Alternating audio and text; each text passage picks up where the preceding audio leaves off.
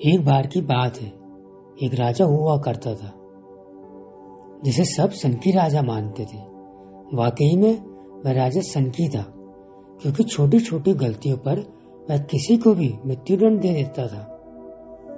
राजा के महल में 30 फूलदानियां बहुत सुंदर तरीके से सजाई होती थी और इन फूलदानियों के संग्रह को अपने महल में आने वाले सभी अतिथियों को राजा दिखाया करता था। एक दिन उनका सेवक उन फूलदानियों की सफाई कर रहा था। सफाई करने के दौरान सेवक का हाथ एक फूलदानी में लग गया और वह गिरकर टूट गई। राजा को जब इस बात का पता चला तो उसने उस सेवक को फांसी देने का आदेश दे दिया। उनके राज में एक बूढ़ा व्यक्ति हुआ करता था। जब उस बूढ़े को यह बात पता चली, वह फौरन राजा के पास आया और इस फूलदानी को जोड़ने की बात कही। इस प्रकार वह बूढ़ा व्यक्ति फूलदानी रखे हुए स्थान पर पहुंचा। जैसे ही बूढ़े व्यक्ति ने देखा कि सारी फूलदानी उसकी नजरों के सामने आ गई हैं, उसने फौरन उन सभी को लाठी से एक एक करके तोड़ना शुरू कर दिया और देखते ही देखते सारी फूलदानी टूटकर बिखर गई। राजा इस बात से बहुत क्रोधित हुआ और बोला, अरे मूर्ख, तुमने यह क्या कर दिया?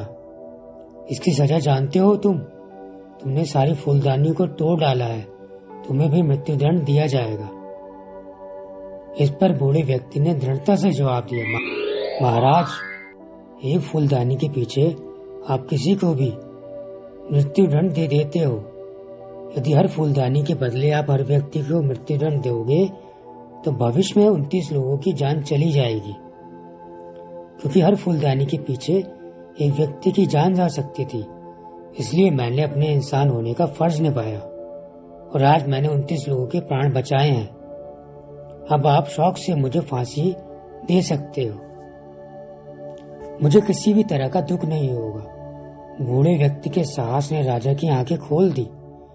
राजा को अपनी गलती का एहसास हो गया और उसने उस बूढ़े व्यक्ति व सेवक को माफ कर दिया और उनसे माफी भी मांगी।